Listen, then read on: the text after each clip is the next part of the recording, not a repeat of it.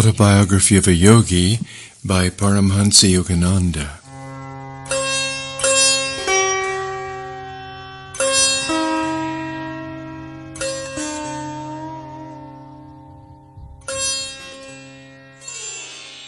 Chapter 30, The Law of Miracles.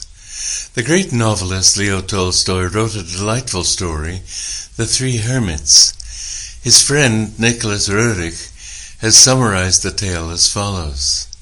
On an island there lived three old hermits. They were so simple that the only prayer they used was, "We are three, thou art three, have mercy on us." Great miracles were manifested during this naive prayer. The local bishop came to hear about the three hermits and their inadmissible prayer, and decided to visit them in order to teach them the canonical invocations. He arrived on the island, told the hermits that their heavenly petition was undignified, and taught them many of the customary prayers. The bishop then left on a boat. He saw, following the ship, a radiant light. As it approached, he discerned the three hermits, who were holding hands and running upon the waves in an effort to overtake the vessel. "We have forgotten the prayers you taught us," they cried as they reached the bishop, "and have hastened to ask you to repeat them." The awed bishop shook his head. "Dear ones," he replied humbly, "continue to live with your old prayer." How did the three saints walk on the water? How did Christ resurrect his crucified body? How did Lahiri Mahashaya and Sri Yukteswar perform their miracles? Modern science has as yet no answer, though with the advent of the atomic bomb and the wonders of radar, the scope of the world mind has been abruptly enlarged. The word impossible is becoming less prominent in the scientific vocabulary. The ancient Vedic scriptures declare that the physical world operates under one fundamental law of Maya, the principle of relativity and duality. God, the sole life, is an absolute unity. He cannot appear as the separate and diverse manifestations of a creation except under a false or unreal veil. That cosmic illusion is Maya. Every great scientific discovery of modern times has served as a confirmation of this simple pronouncement of the rishis. Newton's law of motion is a law of Maya. To every action there is always an equal and contrary reaction. The mutual actions of any two bodies are always equal and oppositely directed. Action and reaction are thus exactly equal. To have a single force is impossible. There must be, and always is, a pair of forces equal and opposite. Fundamental natural activities all betray their Mayic origin. Electricity, for example, is a phenomenon of repulsion and attraction. Its electrons and protons are electrical opposites. Another example, the atom or final particle of matter is, like the earth itself, a magnet with positive and negative poles. The entire phenomenal world is under the inexorable sway of polarity. No law of physics, chemistry, or any other science is ever found free from inherent opposite or contrasted principles. Physical science then cannot formulate laws outside of Maya, the very texture and structure of creation. Nature herself is Maya. Natural science must perforce deal with her ineluctable quiddity. In her own domain, she is eternal and inexhaustible. Future scientists can do no more than probe one aspect or another of her varied infinitude. Science thus remains in a perpetual flux, unable to reach finality, fit indeed to formulate the laws of an already existing and functioning cosmos, but powerless to detect the law framer and sole operator. The majestic manifestations of gravitation and electricity have become known, but what gravitation and electricity are, no mortal knoweth. To surmount Maya was the task assigned to the human race by the millennial prophets. To rise above the duality of creation and perceive the unity of the Creator was conceived as man's highest goal. Those who cling to the cosmic illusion must accept its essential law of polarity, flow and ebb, rise and fall, day and night, pleasure and pain, good and evil, birth and death. This cyclic pattern assumes a certain anguishing monotony. After man has gone through a few thousand human births, he begins to cast a hopeful eye beyond the compulsions of Maya. To tear the veil of Maya is to pierce the secret of creation. The yogi who thus denudes the universe is the only true monotheist. All others are worshipping heathen images. So long as man remains subject to the dualistic delusions of nature, the Janus-faced Maya is his goddess. He cannot know the one true God. The word illusion, Maya, is individually called avidya, literally, not knowledge, ignorance, delusion. Maya or avidya can never be destroyed through intellectual conviction or analysis, but solely through attaining the interior state of nirvikalpa samadhi. The Old Testament prophets and seers of all lands and ages spoke from that state of consciousness. Ezekiel says in 43:1-2, "Afterwards he brought me to the gate, even the gate that looketh toward the east. And behold, the glory of the God of Israel came from the way of the east, and his voice was like a noise of many waters, and the earth shined with his glory." End quote. Through the divine eye in the forehead, east, the yogi sails his consciousness into omnipresence, hearing the word or om, divine sound of many waters or vibrations, which is the sole reality of creation. Among the trillion mysteries of the cosmos, the most phenomenal is light. Unlike sound waves, whose transmission requires air or other material media, light waves pass freely through the vacuum of interstellar space. Even the hypothetical ether, held as the interplanetary medium of light in the undulatory theory, can be discarded on the Einsteinian grounds that the geometrical properties of space render the theory of ether unnecessary. Under either hypothesis, light remains the most subtle, the freest from material dependence of any natural manifestation. In the gigantic conceptions of Einstein, the velocity of light, 186,000 miles per second, dominates the whole theory of relativity. He proves mathematically that the velocity of light is, so far as man's finite mind is concerned, the only constant in a universe of unstable flux. On the sole absolute of light velocity depend all human standards of time and space, not abstractly eternal as hitherto considered. Time and space are relative and finite factors, deriving their measurement validity only in reference to the yardstick of light velocity. In joining space as a dimensional relativity, time has surrendered age-old claims to a changeless value. Time is now stripped to its rightful nature, a simple essence of ambiguity. With a few equational strokes of his... I'll read that better. With a few equational strokes of his pen, Einstein has banished from the cosmos every fixed reality except that of light.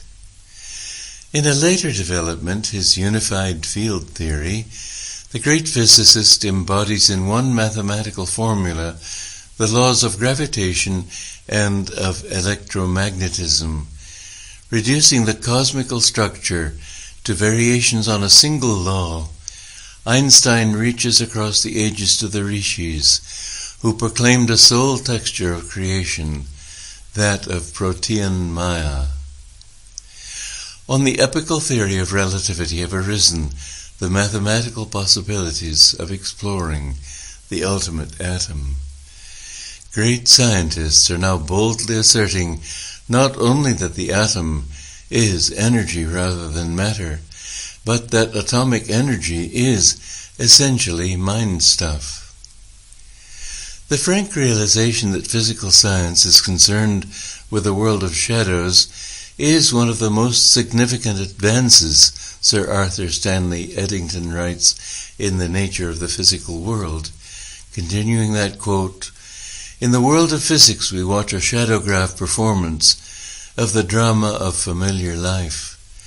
The shadow of my elbow rests on the shadow table as the shadow ink flows over the shadow paper. It is all symbolic, and as a symbol, the physicist leaves it. Then comes the alchemist mind, who transmutes the symbols. To put the conclusion crudely, the stuff of the world is mind stuff. The realistic matter and fields of force of former physical theory are altogether irrelevant, except insofar as the mind stuff has itself spun these imaginings. The external world has thus become a world of shadows. In removing our illusions we have removed the substance, for indeed we have seen that substance itself is one of the greatest of our illusions." End quote. With the recent discovery of the electron microscope came definite proof of the light essence of atoms and of the inescapable duality of nature. The New York Times gave the following report of a 1937 demonstration of the electron microscope before a meeting of the American Association for the Advancement of Science. Quote, "The crystalline structure of tungsten, hitherto known only indirectly by means of X-rays, stood outlined boldly on a fluorescent screen, showing 9 atoms in their correct positions in the space lattice, a cube with 1 atom in each corner and 1 in the center. The atoms in the crystal lattice of the tungsten appeared on the fluorescent screen as points of light arranged in geometric pattern. Against this crystal cube of light, the bombarding molecules of air could be discerned as dancing points of light, similar to points of sunlight shimmering on moving waters." Later in the quote it continues, "The principle of the electron microscope was first discovered in 1927 by Drs. Clinton J. Davison and Lester H. Germer of the Bell Telephone Laboratories, New York City, who found that the electron had a dual personality, partaking of the characteristic of both a particle and a wave. The wave quality gave the electron the characteristic of light, and a search was begun to devise means for focusing electrons in a manner similar to the focusing of light by means of a lens. For his discovery of the Jekyll-Hyde quality of the electron, which corroborated the prediction made in 1924 by de Broglie, French Nobel Prize-winning physicist, and showed that the entire realm of physical nature had a dual personality, Dr. Davison also received the Nobel Prize in Physics. The stream of knowledge, Sir James Jeans writes in The Mysterious Universe, is heading towards a non-mechanical reality. The universe begins to look more like a great thought than like a great machine." End quote. 20th century science is thus sounding like a page from the hoary Vedas. From science, then, if it must be so, let man learn the philosophic truth that there is no material universe. Its warp and woof is Maya, illusion. Its mirages of reality all break down under analysis. As one by one the reassuring props of a physical cosmos crash beneath him, man dimly perceives his idolatrous reliance, his past transgressions of the divine command, "Thou shalt have no other gods before me." In his famous equation outlining the equivalence of mass and energy, Einstein proved that the energy in any particle of matter is equal to its mass or weight multiplied by the square of the velocity of light. The release of the atomic energies is brought about through the annihilation of the material particles. The, quote, death of matter has been also the, quote, birth of an atomic age. Light velocity is a mathematical standard or constant, not because there is an absolute value in 186,000 miles a second, but because no material body whose mass increases with its velocity can ever attain the velocity of light. Stated another way, only a material body whose mass is infinite could equal the velocity of light. This conception brings us to the law of miracles. The masters who are able to materialize and dematerialize their bodies or any other object, and to move with the velocity of light, and to utilize the creative light rays in bringing into instant visibility any physical manifestation, have fulfilled the necessary Einsteinian condition. Their mass is infinite. The consciousness of a perfected yogi is effortlessly identified not with a narrow body, but with the universal structure. Gravitation, whether the force of Newton or the Einsteinian manifestation of inertia, is powerless to compel a master to exhibit the property of weight, which is the distinguishing gravitational condition of all material objects. He who knows himself as the omnipresent spirit is subject no longer to the rigidities of a body in time and space. Their imprisoning rings pass not have yielded to the solvent I am He. Fiat lux and there was light, God's first command to His ordered creation, Genesis 1:3, brought into being the only atomic reality, light. On the beams of this immaterial medium occur all divine manifestations. Devotees of every age testify to the appearance of God as flame and light. The King of kings and Lord of lords, who only hath immortality, dwelling in the light which no man can approach unto. A yogi who, through perfect meditation, has merged his consciousness with the Creator, perceives the cosmic essence as light. To him there is no difference between the light rays composing water and the light rays composing land. Free from matter consciousness, free from the 3 dimensions of space and the 4th dimension of time, a master transfers his body of light with equal ease over the light rays of earth, water, fire, or air.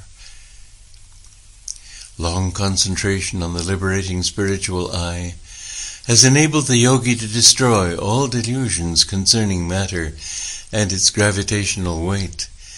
Thenceforth he sees the universe as an essentially undifferentiated mass of light. Optical images, Dr. L.T. Troland of Harvard tells us, are built up on the same principle as the ordinary halftone engravings. That is, they are made up of minute dottings or striplings far too small to be detected by the eye. The sensitiveness of the retina is so great that a visual sensation can be produced by relatively few quanta of the right kind of light, end quote. Through a master's divine knowledge of light phenomena, he can instantly project into perceptible manifestation the ubiquitous light atoms. The actual form of the projection, whether it be a tree, a medicine, a human body, is in conformance with a yogi's power of will and of visualization. In man's dream consciousness, where he has loosened in sleep his clutch on the egoistic limitations that daily hem him round, the omnipotence of his mind has a nightly demonstration. Lo, there in the dream stand the long-dead friends, the remotest continents, the resurrected scenes of his childhood, with that free and unconditioned consciousness known to all men in the phenomena of dreams. The God-tuned Master has forged a never-severed link. Innocent of all personal motives, and employing the creative will bestowed on him by the Creator, a yogi rearranges the light atoms of the universe to satisfy any sincere prayer of a devotee. For this purpose were man and creation made, that he should rise up as master of Maya, knowing his dominion over the cosmos. And as the Bible says, and God said, "Let us make man in our image, after our likeness, and let them have dominion over the fish of the sea, and over the fowl of the air, and over the cattle, and over all the earth, and over every creeping thing that creepeth upon the earth." End quote. In 1915, shortly after I had entered the Swami order, I witnessed a vision of violent contrasts. In it, the relativity of human consciousness was vividly established. I clearly perceived the unity of the eternal light behind the painful dualities of Maya. The vision descended on me as I sat one morning in my little attic room in Father's Gopar Road home. For months World War I had been raging in Europe. I reflected sadly on the vast toll of death. As I closed my eyes in meditation, my consciousness was suddenly transferred to the body of a captain in command of a battleship.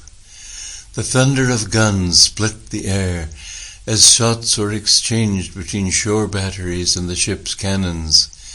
A huge shell hit the powder magazine and tore my ship asunder. I jumped into the water together with the few sailors who had survived the explosion. Heart-pounding, I reached the shore safely, but alas, a stray bullet ended its furious flight in my chest. I fell groaning to the ground. My whole body was paralyzed, yet I was aware of possessing it as one is conscious of a leg gone to sleep. At last the mysterious footstep of death has caught up with me, I thought. With a final sigh, I was about to sink into unconsciousness when, lo, I found myself seated in the lotus pose in my Gopar Road room. Hysterical tears poured forth as I joyfully stroked and pinched my regained possession, a body free from any bullet hole in the breast. I rocked to and fro, inhaling and exhaling, to assure myself I was alive. Amidst these self-congratulations, again I found my consciousness transferred to the captain's dead body by the gory shore. Utter confusion of mind came upon me. Lord, I prayed, am I dead or alive? A dazzling play of light filled the whole horizon. A soft, rumbling vibration formed itself into words. What has life or death to do with light? In the image of my light I have made you. The relativities of life and death belong to the cosmic dream. Behold your dreamless being. Awake, my child, awake. As steps in man's awakening, the Lord inspires scientists to discover, at the right time and place, the secrets of His creation. Many modern discoveries help men to apprehend the cosmos as a varied expression of one power, light guided by divine intelligence. The wonders of the motion picture, of radio, of television, of radar, of the photoelectric cell, the all-seeing electric eye of atomic energies, all are based on the electromagnetic phenomenon of light. The motion picture art can portray any miracle. From the impressive visual standpoint, no marvel is barred to trick photography. A man's transparent astral body can be seen rising from his gross physical form.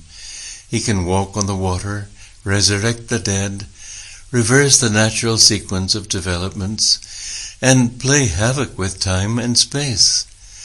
Assembling the light images as he pleases, the photographer achieves optical wonders which a true master produces with actual light rays. The lifelike images of the motion picture illustrate many truths concerning creation. The cosmic director has written his own plays and assembled the tremendous casts for the pageant of the centuries. From the dark booth of eternity, he pours forth his creative beam through the films of successive ages, and the pictures are thrown on the screen of space. Just as the motion picture images appear to be real, but are only combinations of light and shade, so is the universal variety a delusive seeming. The planetary spheres, with their countless forms of light, are but figures in a cosmic motion picture, temporarily true to five-sense perceptions, as the scenes are cast on the screen of man's consciousness by the infinite creative beam. The cinema audience can look up and see that all screen images are appearing through the instrumentality of one imageless beam of light. The colorful universal drama is similarly issuing from the single white light of a cosmic source. With inconceivable ingenuity, God is staging an entertainment for his human children, making them actors as well as audience in his planetary theater. One day I entered a motion picture house to view a newsreel of the European battlefields. World War I was still being waged in the West. The newsreel recorded the carnage with such realism that I left the theater with a troubled heart. Lord, I prayed, why dost thou permit such suffering? To my intense surprise, an instant answer came in the form of a vision of the actual European battlefields. The horror of the struggle, filled with the dead and dying, far surpassed in veracity any representation of the newsreel. Look intently. A gentle voice spoke to my inner consciousness. You will see that these scenes now being enacted in France are nothing but a play of chiaroscuro. They are the cosmic motion picture, as real and as unreal as the theater newsreel you have just seen, a play within a play. My heart was still not comforted. The divine voice went on. Creation is light and shadow, both, else no picture is possible. The good and evil of Maya must ever alternate in supremacy. If joy were ceaseless here in this world, would man ever seek another? Without suffering, he scarcely cares to recall that he has forsaken his eternal home. Pain is a prod to remembrance. The way of escape is through wisdom. The tragedy of death is unreal. Those who shudder at it are like an ignorant actor who dies of fright on the stage when nothing more is fired at him than a blank cartridge. My sons are the children of light. They will not sleep forever in delusion. Although I had read scriptural accounts of Maya, they had not given me the deep insight that came with the personal visions and their accompanying words of consolation. One's values are profoundly changed when he is finally convinced that creation is only a vast motion picture, and that not in it but beyond it lies his own reality. As I finished writing this chapter, I sat on my bed in the lotus posture. My room was dimly lit by 2 shaded lamps. Lifting my gaze, I saw that the ceiling was dotted with small mustard-colored lights scintillating and quivering with a radium-like luster. Myriads of penciled rays, like sheets of rain, gathered into a transparent shaft and poured silently upon me. At once my physical body lost its grossness and became metamorphosed into astral texture. I felt a floating sensation as, barely touching the bed, the weightless body shifted slightly and alternately left and right. I looked around the room.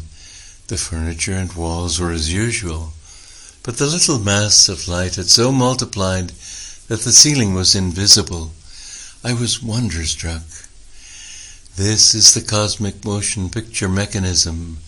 A voice spoke as from within the light, shedding its beam on the white screen of your bed sheets. It is producing the picture of your body. Behold, your form is nothing but light. I gazed at my arms and moved them back and forth, yet could not feel their weight. An ecstatic joy overwhelmed me. This cosmic stem of light, blossoming as my body, seemed a divine replica of the light beams streaming out of the projection booth in a cinema house, and manifesting as pictures on the screen. For a long time I experienced this motion picture of my body in the dimly lighted theater of my own bedroom. Despite the many visions I have had, none was ever more singular.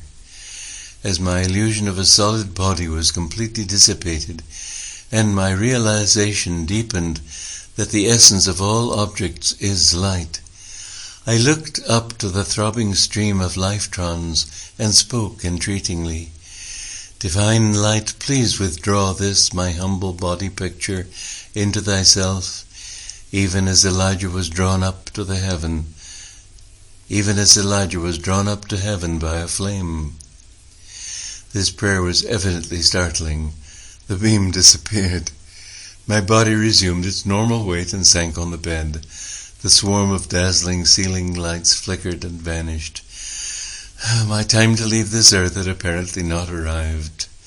Besides, I thought philosophically, the prophet Elijah might well be displeased at my